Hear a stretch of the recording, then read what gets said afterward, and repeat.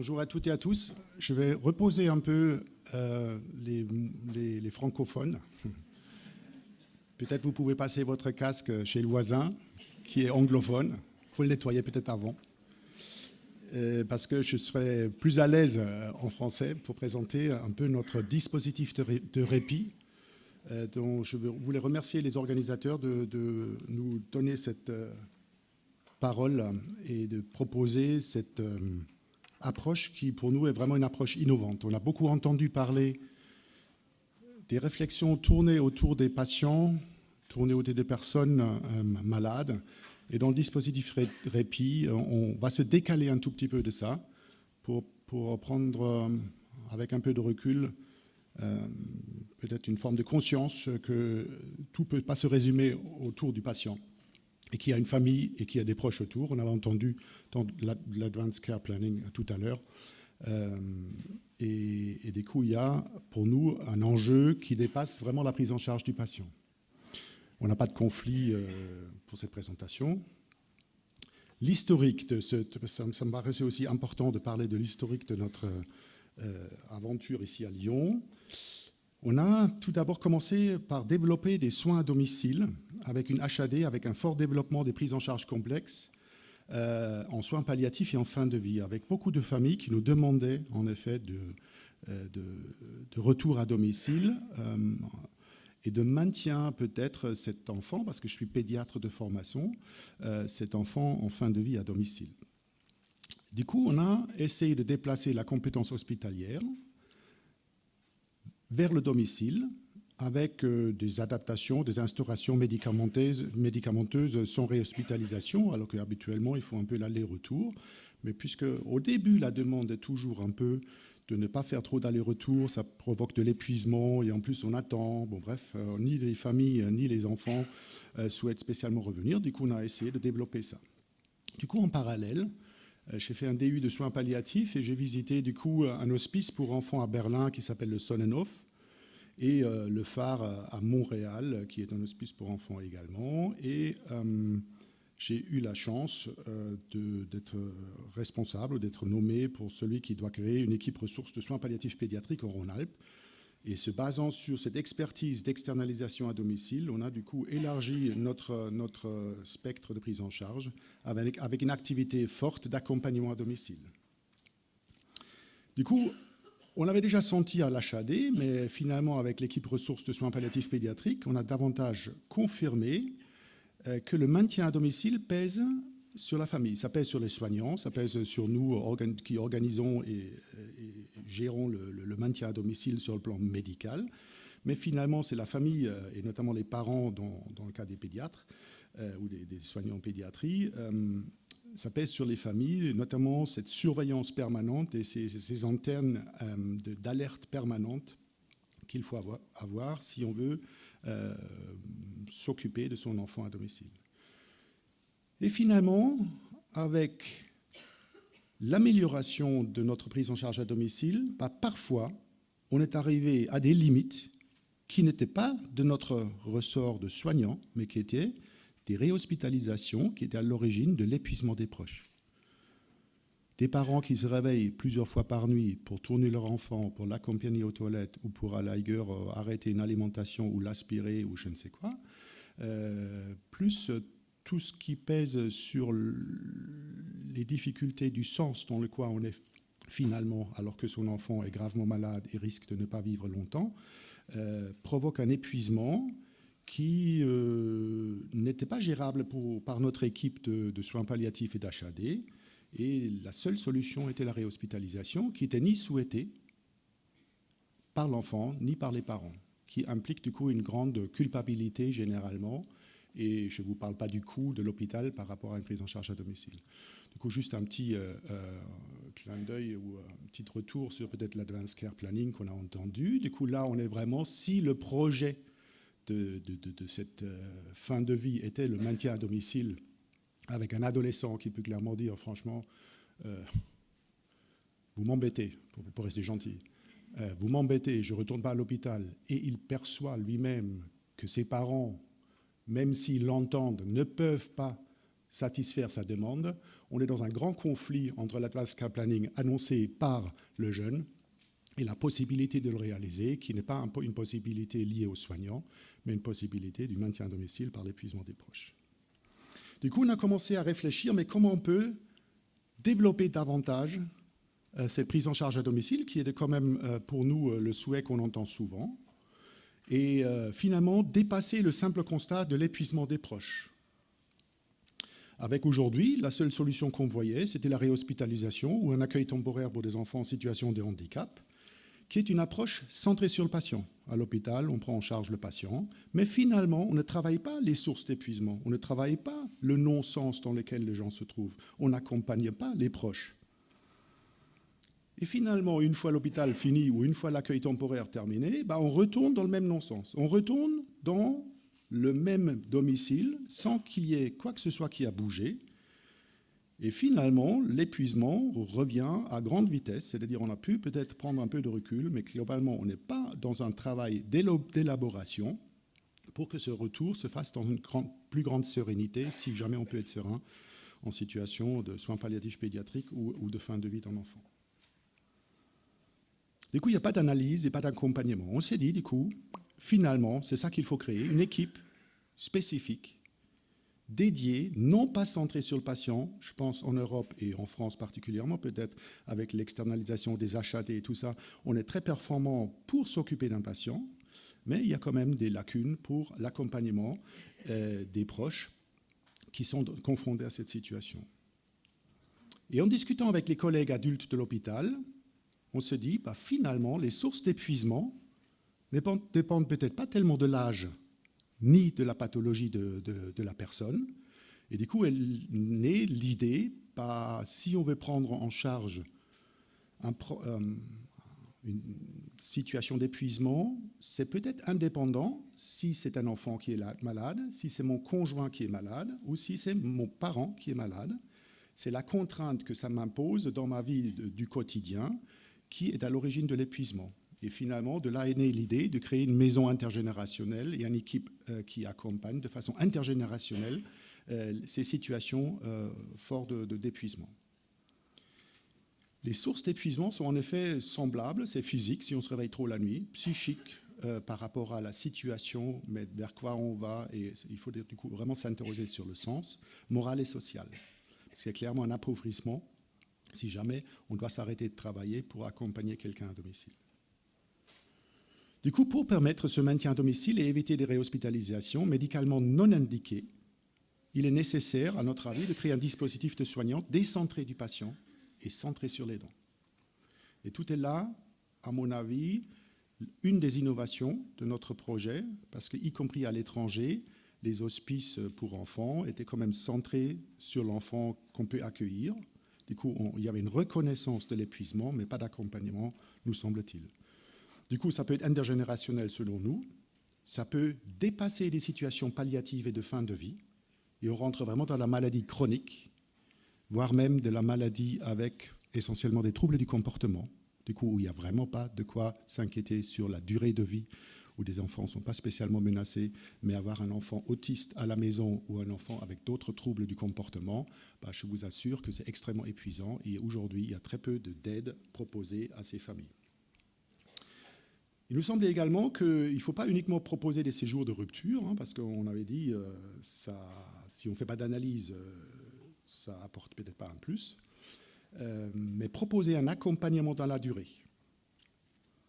Et dans le contexte actuel, et dans l'intérêt de ce travail innovant, il nous a semblé d'associer d'emblée des actions de recherche à notre approche clinique pour faire preuve du concept. Notre hypothèse, c'est investir 1 euro dans le répit, fait gagner, on ne sait pas encore combien, d'euros au système de santé, parce que les réhospitalisations sont probablement plus coûteuses qu'un accueil dans une maison qui prend en charge ces personnes et ces familles.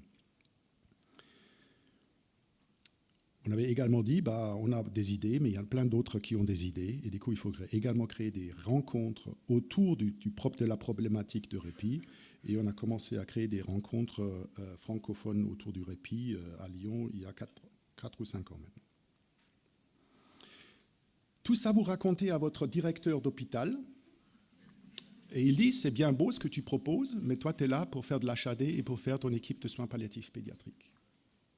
Et c'est déjà bien assez, c'est déjà compliqué ce que tu fais, tatati, tatata.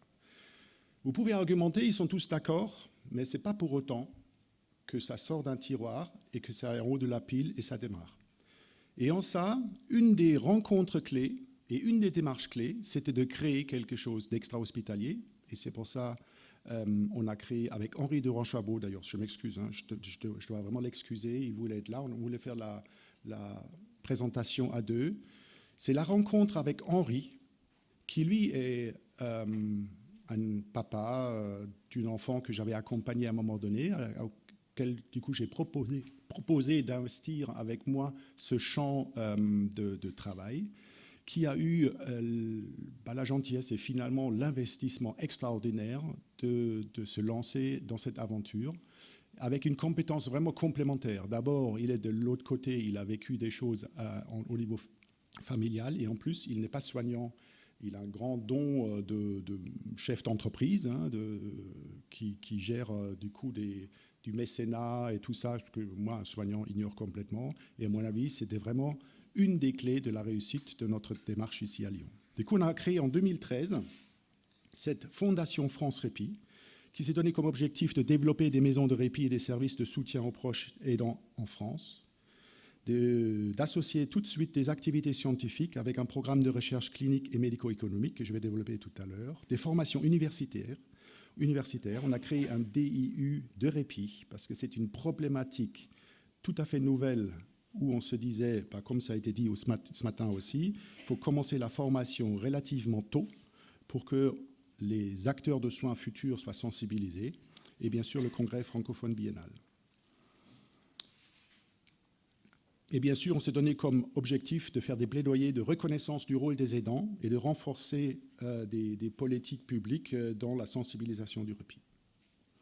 Et finalement, à Lyon, on a du coup créé un laboratoire, ce on aime bien appeler laboratoire d'aide aux aidants, avec cette fondation de répit qui s'est donné comme quatre objectifs ou quatre innovations, on va dire plutôt comme ça. Une équipe mobile de répit. L'équipe mobile intervient à l'instar des équipes ressources de soins palliatifs pédiatriques et à l'instar des EMSP à domicile, non pas pour analyser la situation du patient, mais la situation globale familiale avec un regard décentré de l'aider et centré sur l'aidant. C'est très surprenant, ça prend au moins 2 visites avant qu'ils comprennent qu'on est là pour eux et pas pour leurs patients, avec une vraie analyse au cas par cas d'où vient l'épuisement, comment on pourrait y remédier et d'orienter vers des services existants parce qu'il y a quand même un foisonnement d'initiatives qui existent aujourd'hui, le baluchonnage ou du relayage en France, il y a des haltes accueil répit, il y a beaucoup de choses qui existent. Et on a dû d'abord recenser tout ce qui existe dans la métropole de Lyon pour éventuellement orienter les gens vers la structure adaptée, parce qu'on ne peut pas apporter toutes les réponses, bien sûr. Une maison de répit, un lieu d'accueil, de répit et de soutien des familles qui, à la différence des structures, soit médico-sociales, soit sanitaires, peuvent accueillir aussi bien le patient que son aidant familial ou l'aidant proche, voire même toute la famille. Parce que globalement, si on a un enfant malade, je parle de ce que je connais, un enfant malade, il y a tellement de grains de sable qui se mettent dans les rouages familiales que toute la famille est malade. Du coup, de temps en temps, il faut peut-être proposer d'accueillir toute la famille pour essayer de travailler avec tout le monde, y compris la fratrie, le conjoint et peut-être même des grands-parents, cette problématique d'épuisement un peu de tout le monde et des grains de sable qui se sont mis et des tensions qui se sont installées. Parce que si on ne le traite pas, ces épuisements, ça peut aller très vite. D'abord vers l'agacement, parce que quand on dort mal, on est moins reposé, du coup on a moins de tolérance. Puis de l'agacement arrive peut-être une forme de maltraitance dans le pire des cas. Une espèce de burn-out qui peut aller jusqu'aux maltraitances. On s'est également rendu compte que toutes les offres qui existent sur la métropole de Lyon ne sont pas visibles. Chacun a son site, chacun a sa publicité, son flyer, mais finalement, pour le public qui est en train de chercher quelque chose, un aidant qui est en train de chercher, il ne sait pas s'il faut frapper à la porte du handicap, à la porte de Alzheimer, à la porte du grand âge. Du coup, il y a tellement de choses qui existent aujourd'hui qu'on se dit qu'il faut créer un guichet unique. Si je suis dans un rôle d'aidant, je vais à un endroit à Lyon, et à cet endroit-là, je trouve la réponse qui me concerne, qui nous concerne. Et bien sûr, on a créé une unité de recherche et des activités scientifiques que je vais développer aussi un peu. L'équipe mobile Répit, je le disais déjà, évaluation des situations au domicile en amont et une orientation vers les structures adaptées, un accueil et un accompagnement des familles pendant le séjour. C'est là où on peut vivre ensemble des choses. À la maison, on les rencontre 1 heure, 1 heure et demie, et après on s'en va. Dans une maison de répit, si c'est ça le choix qui nous paraissent à tous le meilleur, et surtout à la famille, le meilleur, à ce moment-là, on peut les rencontrer régulièrement, plusieurs fois par jour parfois, ce qui donne une autre vision de comment ils se parlent, comment ils s'approchent, et du coup un vrai accompagnement possible. Et bien sûr, dans l'idée même d'organiser un retour à domicile avec des soignants du domicile dans des meilleures conditions. C'est-à-dire un réajustement suite à notre analyse pour prévenir le prochain épuisement, si on peut. Bien sûr, ça veut dire que l'équipe mobile suit les familles dans la durée, avant, pendant, mais également après, pour évaluer si les mesures qu'on avait décidées ensemble sont les bonnes et à quel point finalement on s'est peut-être aussi tous trompés. Le cas échéant, bien sûr, l'accompagnement du deuil, parce que là, je vous ai parlé un peu qu'on peut voir ça plus large que les soins palliatifs, mais notamment en soins palliatifs et en fin de vie chez l'enfant. Je vous prends juste l'exemple des enfants qui vivent sur 2 lieux, des parents séparés, garde alternée.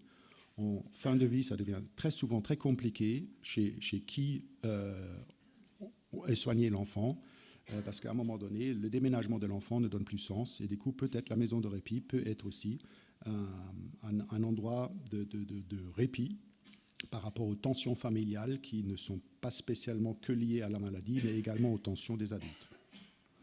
Voilà notre équipe mobile répit qui du coup fait cet accompagnement. Et si on pense que la maison de répit est importante dans la trajectoire des personnes, on a eu l'autorisation de l'ARS en Rhône-Alpes de créer une structure pour des enfants et des adultes de moins de 60 ans, 0-60 ans, qui sont soit dans une maladie, soit dans un handicap sévère.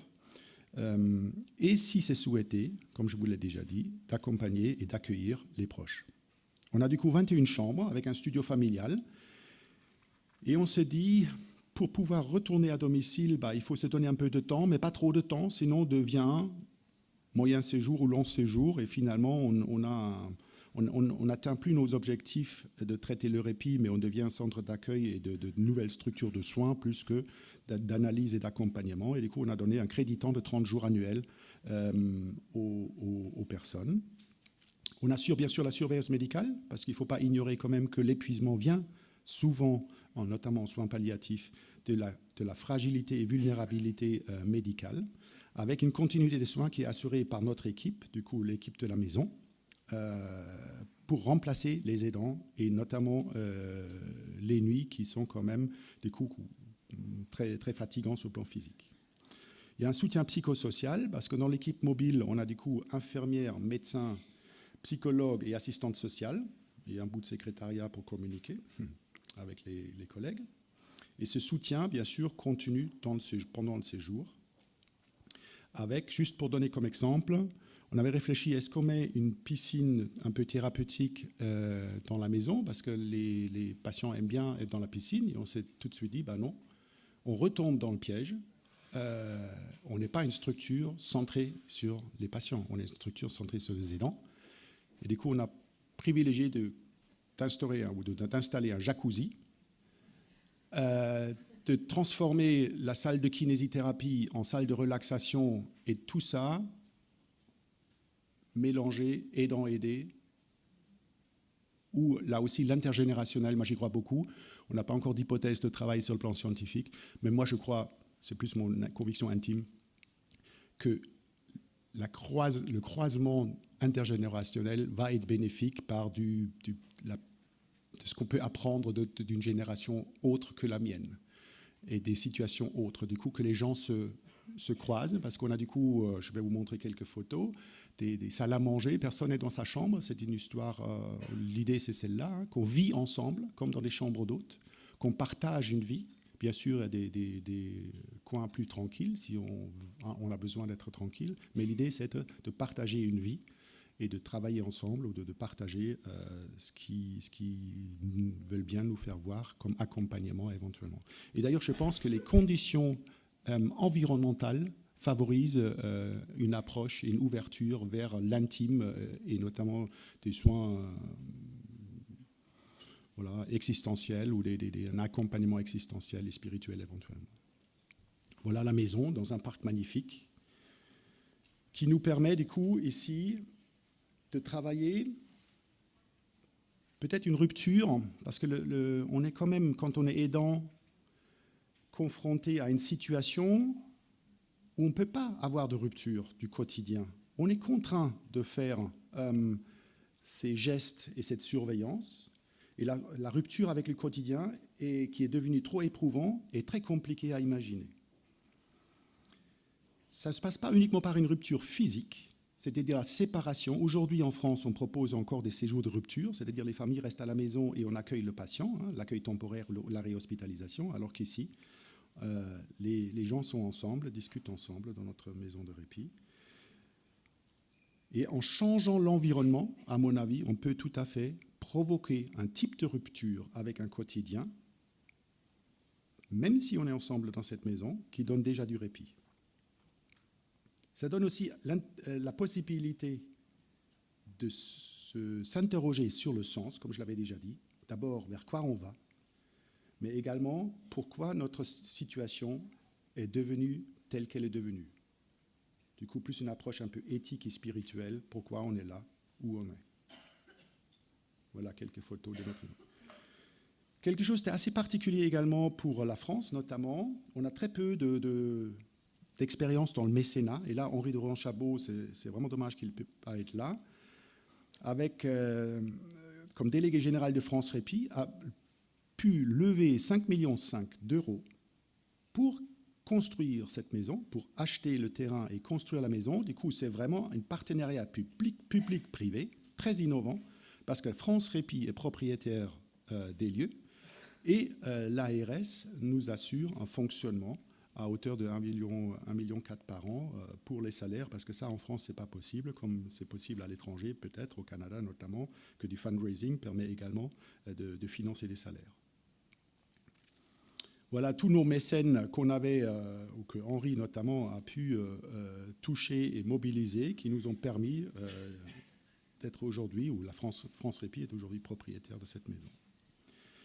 Du coup, Métropole aidante, c'est, comme je vous ai dit, c'est le guichet unique des à peu près 160 000 aidants de la métropole de Lyon, avec un grand partenariat de tous les acteurs publics, avec l'idée de créer ces guichets uniques avec un lieu d'accueil en centre-ville, un site internet et une plateforme téléphonique, où on proposera certainement des formations des aidants, l'éducation thérapeutique des aidants, non pas qu'est-ce que c'est d'avoir un cancer, qu'est-ce que c'est d'être diabétique ou d'être atteint d'une maladie de Alzheimer, mais qu'est-ce que c'est d'être aidant, quels sont vos besoins futurs, à quoi vous faudrait-il faire attention, une vraie éducation thérapeutique qu'on essaye de développer, et bien sûr un programme de soutien aux salariés aidants, parce qu'il y en a quand même 20% des personnes, des 9,3 millions aidants aujourd'hui, 20% investissent plus que 50 heures par semaine à leurs proches aidants, et d'autres qui investissent moins doivent faire le pas entre être aidant et être encore salarié.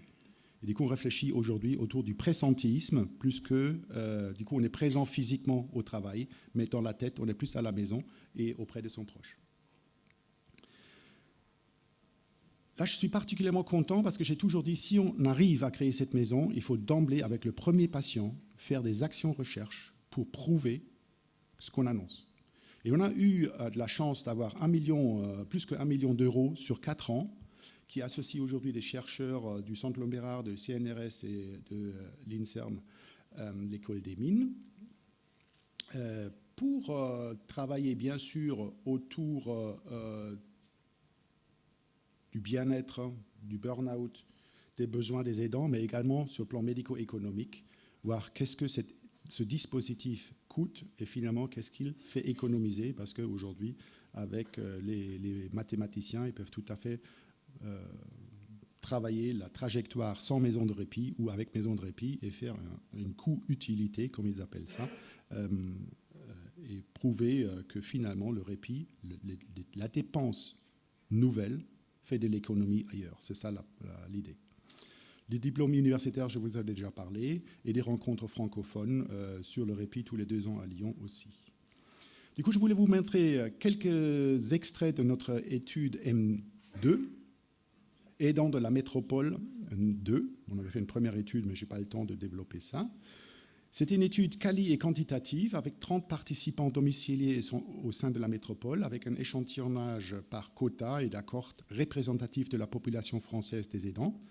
Il y avait 5 mois d'échange via un logiciel d'enquête en ligne et du chat.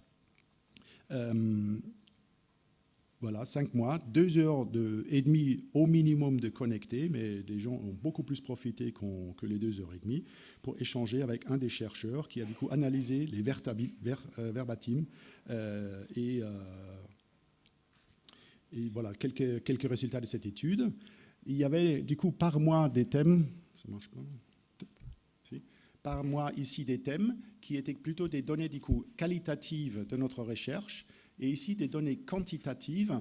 Ici, le lien entre l'aidant et l'aidé, vous le voyez ici en bas. Hein. Ça, on regarde au début et finalement, je suis papa d'une enfant handicapée, je resterai papa d'une enfant handicapée. Du coup, ça, ces variables ne changent pas. Alors que l'état d'épuisement sur les 5 mois peut évoluer, bien sûr. Et bien sûr, l'état émotionnel peut également évoluer et changer. Et du coup, on a essayé de faire un peu l'ensemble, aussi bien des évaluations qualitatives que quantitatives. Et bien que les sources d'épuisement sont les mêmes, l'impact sur la vie des aidants est différent selon l'âge de la personne aidée. Je vous laisse découvrir. En vert, c'est des aidants d'enfants. Avec ici, on a un impact 0, ça veut dire pas d'impact. Il y avait l'impact à plus 5, bien sûr, jusqu'à moins 5. Du coup, on voit juste ici un tout petit impact positif pour des aidants adultes concernant le moral. Sinon, c'est que des impacts négatifs d'être contraint ou d'être dans une situation d'aidant à domicile. Avec, voilà, je vous laisse découvrir des relations amicales, loisirs, la vie professionnelle, bien sûr. Hein, un enfant, les parents généralement travaillent tous les deux, c'est un impact important, bien sûr, sur la vie professionnelle, sur le sommeil, comme je disais, hein, les troubles du sommeil des aidants, on n'en parle pas assez, les sentiments de liberté, voilà, vie sexuelle. Et comme il n'y a pas beaucoup d'échelles d'évaluation, on s'est basé sur le burn-out des soignants qu'on a appliqué au burn-out des aidants. Et on voit très bien qu'il y a une grande proportion des aidants pédiatriques et d'aidants adultes qui sont dans une situation de type burn-out du fait de cette sursollicitation à domicile. Voilà, et le côté qualitatif plutôt à côté, avec une maman qui a décrit qu'elle est au bout du rouleau, que les batteries sont à plat et qu'elle a besoin d'aide.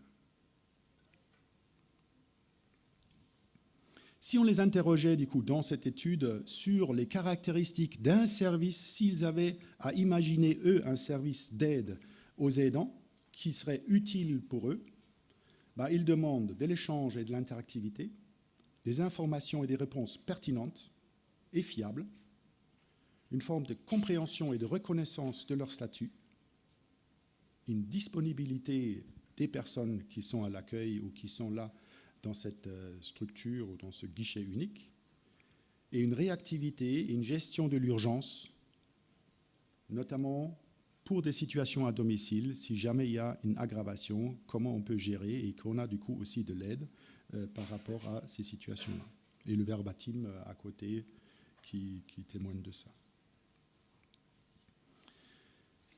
Cette étude est maintenant finie et on espère pouvoir lancer en fin 2018 une nouvelle étude avec 40 participants cette fois-ci, suivie sur 6 mois avec des nouvelles thématiques qui découlent un peu des résultats de cette recherche. On cherchera davantage des facteurs protecteurs, notamment au niveau du soutien social, des activités de loisirs, etc. Ou à l'ailleurs la déplétion des ressources avec une approche plutôt processuelle de l'épuisement et des stratégies spécifiques peut-être du coping des aidants dans ces situations. Bien sûr, on associe toujours l'étude médico-économique parce que maintenant, depuis une semaine, notre maison a ouvert les portes. Vous avez vu les premiers résidents ou hôtes dans notre maison. Et avec des chercheurs mathématiques, là du coup ils me bluffent toujours, je ne comprends pas toujours ce qu'ils disent, mais c'est très intéressant cette pluriprofessionnalité, des modèles de prédiction du burn-out ou de l'épuisement, voire même de prédiction de l'amélioration, ou dans des modèles mathématiques, ils peuvent nous dire, bah, écoute, cette histoire-là, ça va durer 2 mois, mais au bout de 2 mois, il faut revenir parce que dans la durée, ça ne va peut-être pas tenir. Ils ont des modèles mathématiques, statistiques assez intéressantes avec lesquels on réfléchit pour, du coup, être plutôt dans une prévention de l'épuisement que dans le traitement de l'épuisement. Bien sûr, et demain, en s'appuyant sur ces expériences et notre laboratoire à Lyon, la Fondation France Répit souhaite soutenir d'autres équipes pour créer peut-être une douzaine de maisons. On se dit pourquoi pas commencer dans chaque région avec une maison de ce type-là, décentrée de patients centrés sur les dents, dans les prochaines années et de contribuer bien sûr au développement d'une véritable politique de répit et de soutien aux proches. Je vous remercie. Merci beaucoup.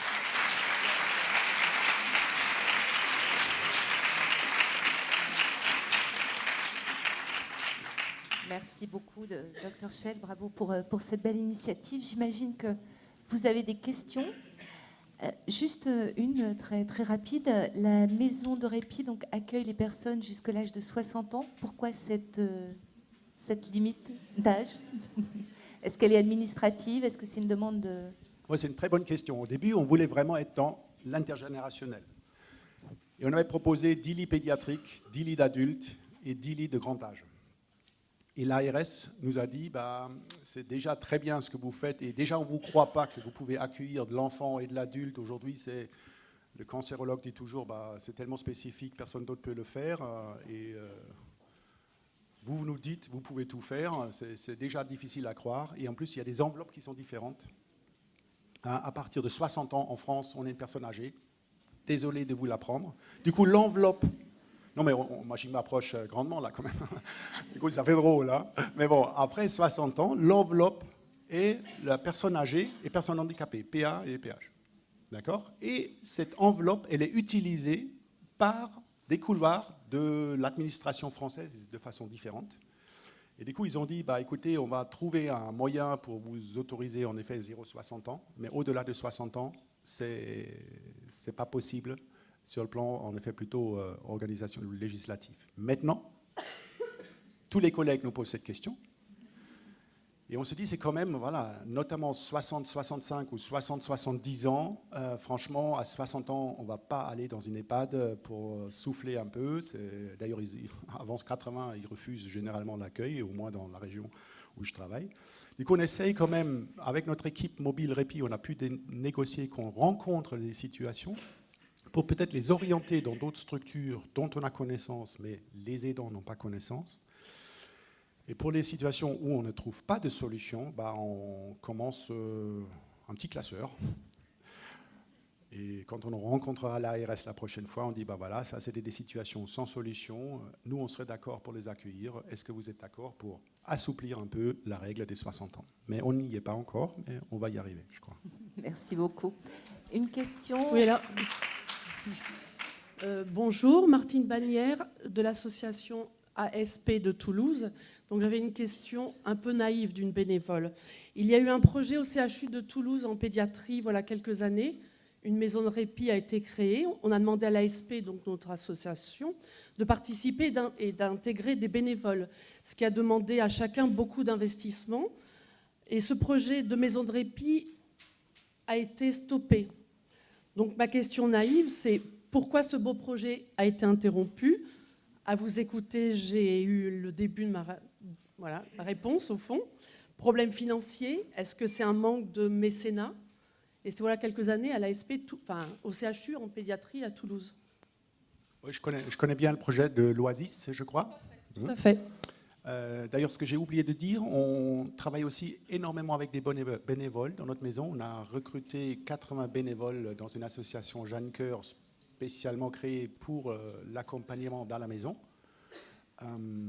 Et du coup, on compte beaucoup sur des bénévoles pour mettre de la vie et de l'intergénérationnel et de l'animation et de l'accompagnement dans la maison avec des bénévoles, clairement dans la collaboration avec des bénévoles. Ça, c'est une chose. Alors, il faudrait discuter davantage avec les collègues de Toulouse pourquoi finalement la maison n'a pas pu continuer. Je pense que c'était une histoire peut-être de dimension. Hein, si mes souvenirs sont bons, c'était une maison de 4 places ou 4 chambres. Déjà 15 sur le plan, du coup, on est une structure médico-sociale. L'ARS nous a dit, vous n'êtes ni sanitaire ni médico-social, mais ce qui correspond le plus à votre philosophie, c'est du médico-social. Du coup, il fallait rentrer dans la chaussure médico-sociale. Et pour une structure médico-sociale et les financements qui vont avec, 15 places, c'est déjà très tendu pour assurer les soins que je vous ai énoncés ou l'objectif qu'on s'est fixé. Parce que là, dans cette maison, moi je dis aux soignants qu'on a embauchés, quand les soins sont faits, le vrai travail commence. D'accord ? Il faut assurer les soins. Évidemment, il faut changer les PCA, il faut aspirer la trachéo, il faut tout faire. Hein, d'accord ? Donner la baignoire, on peut se faire plaisir avec une baignoire balnéo, tout va bien. Mais globalement, à partir du moment où les soins sont faits, les soins du répit et de l'accompagnement commencent. Et c'est là où on a trouvé des soignants extraordinaires, parce qu'ils venaient d'une des structures hospitalières du médico-social, où c'était un peu pour eux, je raccourcis ou je grossis le trait, trop à la chaîne, et du coup ils ont trouvé ça. Mais du coup il faut un financement pour avoir un nombre suffisant de soignants pour pouvoir faire ça, parce que sinon, si vous êtes en sous-nombre, d'abord, vous ne pouvez pas accueillir des soins très complexes et très lourds, et en même temps, vous allez que dans les soins, et du coup, vous passez à côté de votre objectif de truc. Et je pense peut-être qu'il y a un côté de dimension dans la maison de Toulouse. Merci beaucoup. Une question, oui, madame. Oui, bonjour. Karine Dormois, je suis infirmière libérale sur Aix-en-Provence. J'ai été effectivement confrontée à domicile à des situations pédiatriques difficiles, où même si la famille était assez entourante, elle s'est facilement épuisée, et surtout psychologiquement, quand la maladie a évolué, c'était compliqué à assumer. Je voudrais savoir par rapport à ce que vous avez mis en place dans l'accompagnement à domicile, s'il y a des choses du genre accompagner la fratrie à l'école ou aux activités, le soutien de nuit, parce que je pense que c'est vous sortir là que les parents s'épuisent, et surtout financièrement pour permettre aux parents d'être en arrêt de travail sans être en difficulté financière. Oui, c'est des très bonnes questions, parce qu'en effet, dans le maintien à domicile, c'est tous ces points que vous évoquez qui sont les points d'achoppement et de difficultés. Alors, notre assistante sociale, elle a énormément de travail. Moi, je disais au début, je n'étais pas convaincu, parce que je me suis dit, tout enfant en situation de handicap ou de maladie a son assistante sociale, probablement à l'hôpital, dans le centre, en plus, super spécialisé. Mais puisque ça passe vers l'ambulatoire et de moins en moins vers des services d'hospitalisation et de plus en plus vers la consulte, et du coup, les familles sont du coup très en demande de soutien social. Notre assistante sociale, elle évalue avec nous les besoins pour éventuellement obtenir davantage d'aide, parce que du coup, le système permet quand même des solutions, même si on ne peut pas trouver des solutions pour tout problème financier. Il y a forcément un appauvrissement, ça c'est clair. Hein, ça c'est clair. On ne peut pas financer la perte de salaire de quelqu'un qui s'arrête de travailler. La nuit ou les week-ends, de temps en temps, les jeunes ou les patients qu'on rencontre aujourd'hui, ils n'aiment pas changer d'endroit. Ils sont bien chez eux. Et d'ailleurs, qui n'est pas bien chez soi. Et du coup, on travaille beaucoup avec des services de type relayage maintenant, qui sont des services de soins qui proposent, on a trouvé pendant 3 jours, une prise en charge complète de la personne à domicile, d'accord ? Avec un montage de notre assistante sociale. Je crois que ça coûte 5 euros de l'heure et éventuellement pris en charge encore par des mutuelles pour faire un remplacement de l'aidant, du proche aidant sur un week-end, par exemple, que les parents peuvent partir avec les autres enfants en week-end et l'enfant reste à domicile. D'ailleurs, ce n'est pas tellement pour les enfants, c'est plutôt pour des personnes plus âgées qui préfèrent leur télé, leur frigo, leur cave à vin. Merci. Une autre question? Madame. Oui, bonjour. Je suis infirmière libérale aussi, donc c'est un petit peu complémentaire par rapport à ce que dit ma collègue. J'ai un DU de soins palliatifs et accompagnement. Je pense que votre présentation est complètement enthousiasmante et ça reflète à grande échelle ce que nous on fait en libéral parfois à très petite échelle avec une équipe et un réseau de proximité de gens qui se connaissent et qui interviennent pour faire des prises en charge globales, non seulement de la personne malade ou en fin de vie, ou en soins palliatifs, pas forcément en fin de vie d'ailleurs, mais aussi des aidants et des personnes qui les accompagnent. On essaye d'accompagner bien entendu la famille et parfois on passe plus de temps à parler ou écouter les familles, à faire donner des explications sur les directives anticipées en particulier, sur la douleur, sur aussi proposer des aides et les trouver. On n'est pas reconnu dans ce domaine-là, malheureusement, bien que les familles disent après coup, mais on ne savait pas qu'une équipe de libéral pouvait faire ça. Eh bien oui, on peut le faire. Tout le monde ne le fait pas parce que c'est aussi un choix d'organisation de cabinet. On n'est pas reconnu par rapport à notre nomenclature pour ces soins-là et du coup, très souvent, c'est l'HAD qui prend et les libérales sont des sous-traitantes de l'HAD.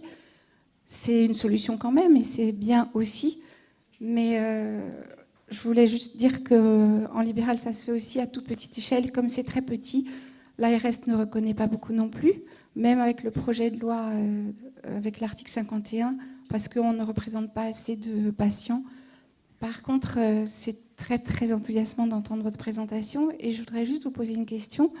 Est-ce que par rapport à la recherche, vous accueillez ou vous soutenez, ou vous pouvez le faire, des recherches qui sont faites par des libérales et à domicile, donc, pour les aidants et les patients en soins palliatifs? On nous dit qu'il faut avoir une institution de référence et c'est pas évident à trouver. Merci. Docteur Schell. Oui, alors je suis très content de votre intervention. Moi, vous prêchez un convaincu. Dans notre HAD, on ne travaille qu'avec des libéraux. On est une cellule de coordination, mais on ne réalise pas de soins. C'est les libéraux, c'est les gens sur place, pour aussi favoriser une forme d'équité dans les prises en charge. C'est-à-dire cet enfant, il est soigné à Lyon, mais il vient d'Annemasse, ou voilà, du 07, du 38, du 74, indépendamment où il habite, les soins doivent être les mêmes. Et du coup, on ne travaille qu'avec des libéraux. Et on est bien d'accord et bien conscient que les infirmiers libérales, vous passez beaucoup de temps. Et ça m'évoque un peu le triangle qu'on avait vu tout à l'heure dans la présentation. Il y a différents niveaux d'aide qu'on peut apporter. Et pour moi, une des premières aides, c'est bien sûr l'aidant lui-même, c'est les soignants de proximité, c'est l'entourage, c'est les copains, c'est tout ce soutien-là.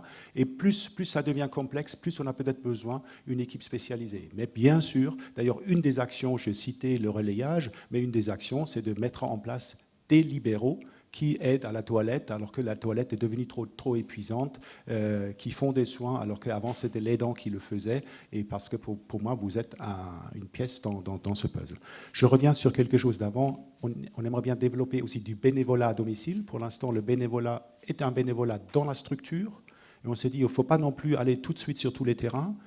On va déjà se faire une main de bénévolat dans la structure, mais dans un deuxième temps, accompagner les enfants en bonne santé à la piscine ou dans une activité sportive pour que l'aidant puisse rester tranquille avec l'enfant malade, peut-être, ou l'inverse, n'importe.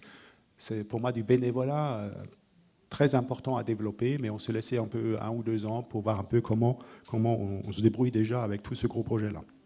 Après, sur le plan collaboration de la recherche, vous pouvez tout à fait nous écrire, mais généralement la recherche aujourd'hui s'organise avec un appel à projet, c'est-à-dire il faut poser une question, poser la question, répondre à un appel à projet qui est du coup validé ou pas validé. Et aujourd'hui, avec les 3 unités de recherche, on a déjà beaucoup de questions, mais on veut bien vous aider. C'est-à-dire, je ne m'engage à rien, hein, je suis plutôt le clinicien qui nourrit les chercheurs. Mais si un autre clinicien veut bien nourrir les chercheurs, faites-nous part de vos questions et on essaye d'y répondre ou de vous donner quelques pistes. Peut-être de vous orienter aussi vers quel appel de projet vous pourrez peut-être répondre. Je ne sais pas si j'ai bien répondu à votre question. Ah ouais. Merci. Une autre question, monsieur. Oui, bonjour. Je suis médecin sur une équipe mobile de soins palliatifs. Et en fait, moi, je voulais poser comme question... déjà, merci parce que c'est très novateur et ça fait... je pense que ça pourra aider beaucoup de patients et leurs aidants. Nous, en équipe mobile de soins palliatifs, on accompagne le patient, certes, mais aussi les aidants. On essaye au maximum de le faire, mais c'est vrai qu'on est envahi régulièrement par le soin à l'aidant, au patient, et donc on a du mal parfois à trouver des solutions pour les aidants. Et donc ma question, c'était les équipes mobiles de répit. Comment vous coordonnez le lien entre les équipes mobiles de soins palliatifs, parfois déjà intervenant au domicile, avec les équipes mobiles de répit, parce qu'on sait très bien... Par expérience, que déjà on est beaucoup à intervenir au domicile, les patients, les familles, ça fait beaucoup de gens. Et donc si on rajoute une autre équipe qui aura son expertise, et je pense que ça peut beaucoup aider, mais ça commence à faire beaucoup de gens, et comment les liens se font, et voilà. Oh non, on est parfaitement d'accord. Comme je suis encore le médecin coordonnateur de l'équipe ressources de soins palliatifs pédiatriques et maintenant de l'équipe mobile de répit, les collègues ont accepté de déménager de l'équipe ressources régionale. Et du coup, on est maintenant tous dans la maison de répit, hein, pour une histoire de ne pas se séparer. Et que je ne cours pas à droite et à gauche. Du coup, j'ai les 2 équipes sur place. Et c'est une vraie problématique à laquelle, aujourd'hui, je ne peux pas vous répondre de façon figée. D'accord ? Ça dépend des situations, parce qu'on se dit de temps en temps, c'est en effet fragilisant d'introduire le énième soignant dans une structure où déjà la famille, c'est dans le brouillard, ils ne voient pas très clair. Alors que de temps en temps, ça peut être aussi structurant de se dire, OK, vous avez telle équipe qui s'occupe davantage de l'approche médicale et soignante de votre mari ou de votre conjoint ou n'importe, d'accord, de votre patient. Et on peut vous proposer d'introduire une autre équipe qui va davantage s'occuper de vous. Et de temps en temps, c'est assez aidant que, ah oui, moi aussi j'ai le droit de me plaindre, de me questionner, d'ailleurs, ça les interpelle un peu, hein, au début, ils ne comprennent pas très bien, mais voilà, et on n'a pas trouvé une ligne de conduite ou un guideline à partir de quand, mais on essaye de collaborer avec les différentes équipes mobiles de soins palliatifs pédiatriques, ou les HAD aussi, hein, ou des SAMSA, ou toutes les structures qui existent aujourd'hui à domicile, pour ne pas faire l'équipe de trop. Ça, c'est clair. Hein, ça, c'est clair. Mais les libéraux, les équipes mobiles, les HAD, bien sûr, vous travaillez, les unités de soins palliatifs, les bénévoles, bien sûr, vous travaillez avec les proches, mais je trouve quand même le centre, c'est le patient. D'accord ? Du coup, vous ouvrez un tout petit peu vers les aidants, et nous, on s'ouvre un tout petit peu vers le patient. Et c'est là où on est vraiment complémentaires. Et si on a compris la complémentarité et fait comprendre la complémentarité aux familles, à ce moment-là, à la rigueur, on a déjà beaucoup avancé dans la reconnaissance même qu'on est soignant et qu'on a peut-être besoin d'une autre équipe que celle qui connaît bien la pathologie de mon patient ou de mon proche malade. Merci beaucoup. Oui, une question ici. Nous avons encore le temps pour 2 questions. Et voilà. Madame.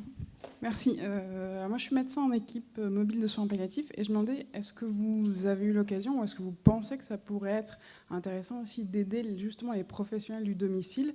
Parce que moi, j'ai eu une situation, notamment pédiatrie, maladie métabolique, alors du soin palliatif qui va encore durer pendant des mois, voire peut-être des années, avec les soignants du domicile qui sont épuisés et qui se désengagent complètement de la prise en charge, donc qui retombent sur nous, équipe mobile, ce qui n'est pas de notre devoir d'aller continuellement au domicile. Et nous-mêmes, finalement, on est en train de s'épuiser aussi, sauf que cette famille n'aura plus personne si on se désengage.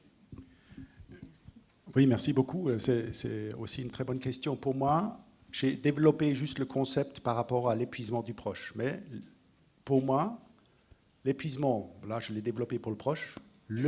La personne malade ou dépendante ou en situation de handicap peut aussi être épuisée, peut aussi demander du répit par rapport à la relation qui finalement était une relation très spontanée, très naturelle peut-être au début, d'accord, et qui est devenue finalement quelque chose qui épuise et qui va. Et bien sûr les soignants du domicile, et c'est pour ça qu'on a créé la formation, le DIU, et on fait des interventions auprès des professionnels pour discuter un peu des tensions ou de l'épuisement, parce que clairement, ça peut aussi être une indication d'accueillir peut-être toute la famille ou la situation dans la maison de répit, pour du coup laisser un peu de recul à l'équipe, travailler avec l'équipe de soins locale sur les problèmes et voilà, prendre un peu, décaler un autre focus. Du coup, voilà, mais on connaît très bien ces situations d'épuisement des professionnels, bien sûr aussi. Je n'ai pas pu l'évoquer, merci. Ouais. Merci beaucoup. Une question, madame. Oui, c'est juste pour savoir, je suis médecin dans un réseau de santé, vous accueillez des patients qui sont uniquement de votre territoire ou qui sont adressés par votre équipe de répit, ou on peut faire des demandes plus larges? Oui, mais je n'ai pas pu le dire aussi, c'est aussi une très bonne question. L'ARS, là on est plutôt dans le côté administratif. L'ARS nous a fixé 0 et 60 ans, où l'aider habite dans la métropole de Lyon. Parce qu'à la métropole de Lyon, on a 160 000 aidants. Si on regarde 9 millions en France et vous faites la règle de 3, si vous descendez sur Lyon et la métropole lyonnaise, globalement, on a 160 000 aidants dans la métropole de Lyon. 20% de 160, plus que 50 heures par semaine, c'est notre cœur cible. Parce que là aussi, là on rentre vraiment dans des détails techniques, les trajets ne sont pas remboursés par la sécurité sociale parce qu'on est une structure médico-sociale. Dans le sanitaire, vous hospitalisez quelqu'un, le transport avec un bon transport est remboursé, peut se justifier d'être remboursé. Alors médico-social, il ne faut même pas rêver. Du coup, aujourd'hui, on a un grand problème pour des patients notamment très dépendants de coûts du transport, où France Répit, Henri, on essaye de trouver un fonds de solidarité pour ne pas pénaliser ceux qui devraient trouver un transport médicalisé. Mais ça peut être un frein, comme ça ne peut pas être un frein. La première personne qu'on avait accueillie était tellement dépendante qu'il fallait une ambulance, pas de prise en charge. La maman a fait des démarches, 170 € pour sa fille de 26 ans qui a eu un accident. Du coup, 170 € le trajet simple. Du coup, elle a dit, écoutez, j'en ai tellement besoin, je paye les 350 € aller-retour, d'accord, et les 20 €, ça je n'ai pas dit non plus, 20 € de restant à charge pour les aidants.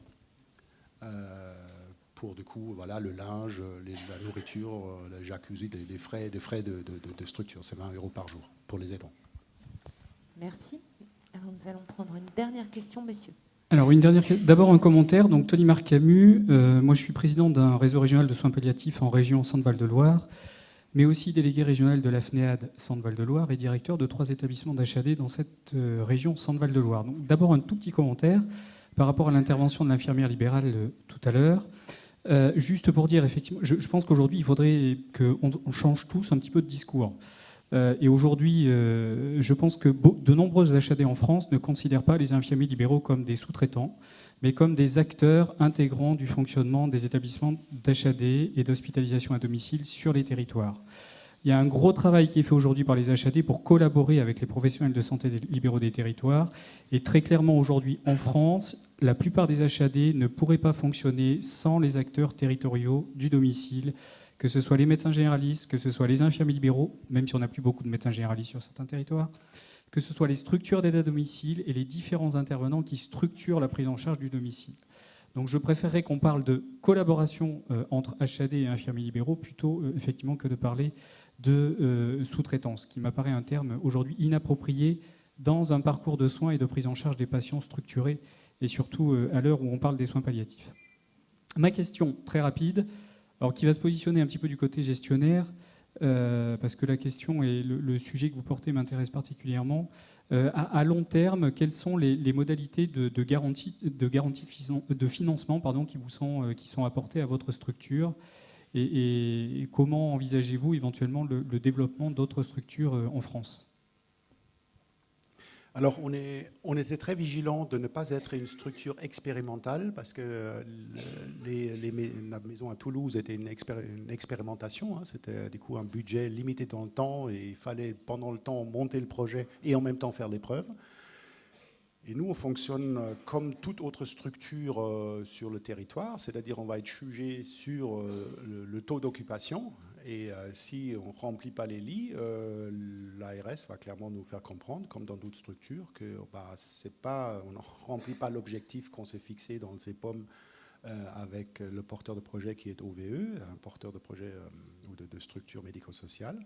Et je pense qu'on aura des soucis à se faire si la maison n'est pas remplie comme il faut. Du coup, j'ai évoqué que dans le benchmark qu'on a pu faire à l'étranger, en Allemagne, en Belgique, en Angleterre et au Canada, qu'une nouvelle structure comme ça prend 3 ans pour être dans un rythme de croisière qui est satisfaisant, parce qu'aujourd'hui on est complètement inconnu, alors qu'on communique autour de ça comme on peut, mais les acteurs du terrain disent toujours « Waouh, c'est génial », mais retourner dans leur quotidien, la pièce, elle ne tombe pas, celui-là, il pourrait être pour la maison de répit ou pour l'équipe mobile de répit.